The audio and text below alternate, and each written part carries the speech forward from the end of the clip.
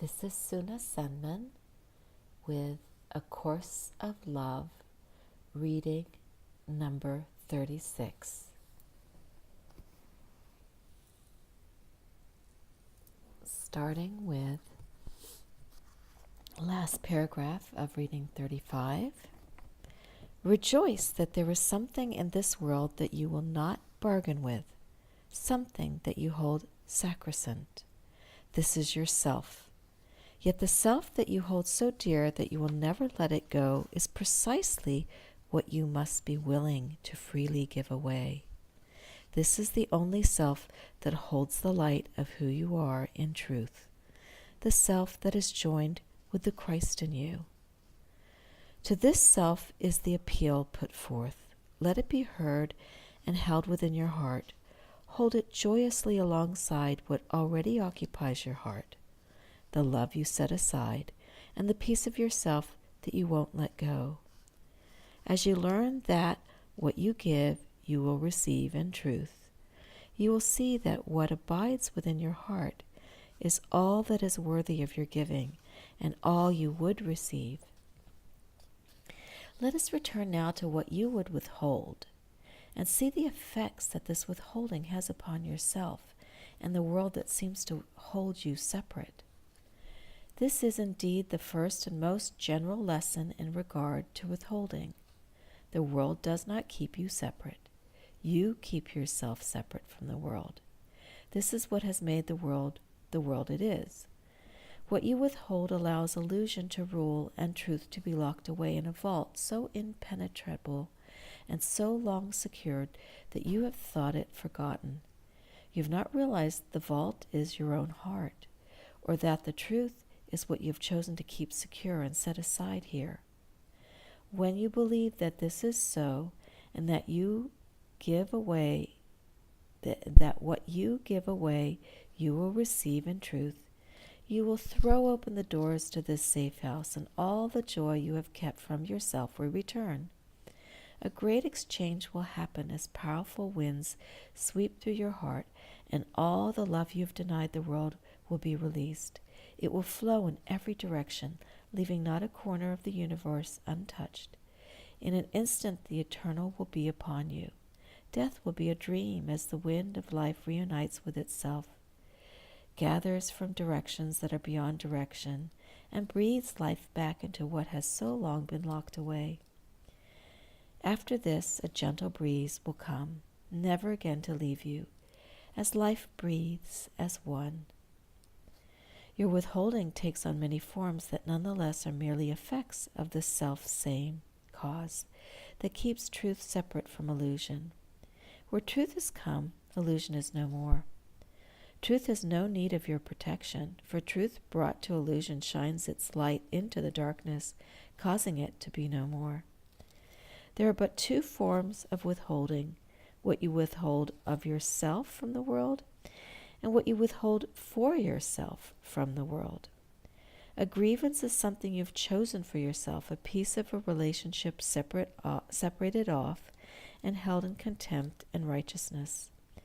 You are unaware that you choose this form of withholding, sometimes dozens or even hundreds of times a day.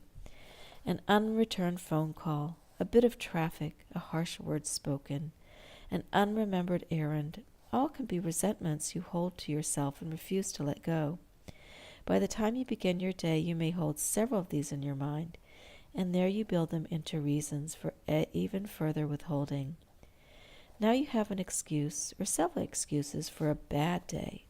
Why should you give anything to anyone when your day has already treated you badly?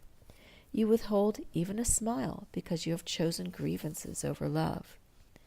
You might choose to tell those you encountered on your bad day, and if they are promptly sympathetic, you may feel that you have gotten something in exchange for the resentments you carry. And if the exchange is determined to be of equal value, you might let them go. A response of less than sympathetic proportions, however, is simply added to your list of grievances until the burden of what you hang on to becomes more than you can bear. Now you look for one upon whom you can unload your burdens, hoping you can pass your grievances en masse to someone else. If you succeed through anger, spite, or meanness, you simply take on guilt and withdraw still further into your own misery.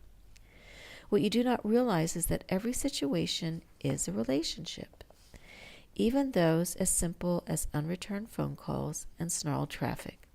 You relate to someone or something in every situation you encounter, and what you hold against them, you withhold from them. You have taken a piece of them and hold it unkindly to yourself, not in joining, but in separation. Totally unaware, you too are subject to those whims of your brothers and sisters, and find at times pieces of yourself scattered hither and yon, knowing they are lost to you, but not knowing how the loss came about or where to retrieve the missing pieces, not knowing that you can prevent the loss entirely by being one. What is joined cannot be parceled out and scattered, but must remain in wholeness. What is joined resides in peace and knows no grievances. What is joined resides in love, inviolate. Ooh, that was a wonderful lesson in this A Course of Love. And this book, Peace, Discovering Life's Harmony Through Relationships, was my attempt to uncover some of the aspects that we just read about. What are these separations and withholdings of joy from the world and from myself? And so I'm going to just go through the book a little bit so you see that there are some pictures and some thoughts, some questions. Do I feel supported in life with healthy relationships? Which relationships do I feel good about? Which relationships seem burdensome? If a relationship with one person seems both joyful and burdensome, which dynamic brings joy and which brings disharmony? If you had a good relationship that went sour, what happened? Is there a relationship with which I feel frustrated? Do I feel alone? Those are some of those questions. And then there are many different opportunities here to write in some of your thoughts.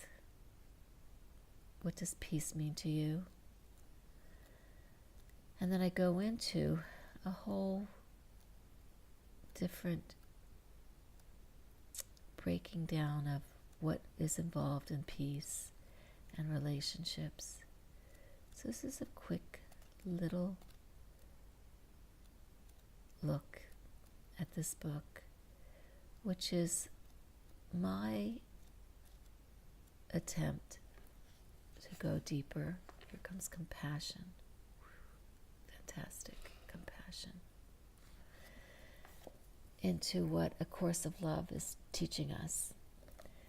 And I'm so grateful to be doing this course and continuing in the deeper unfolding of love and joy and peace. Thank you for joining me. We put out more of this beauty in the world together.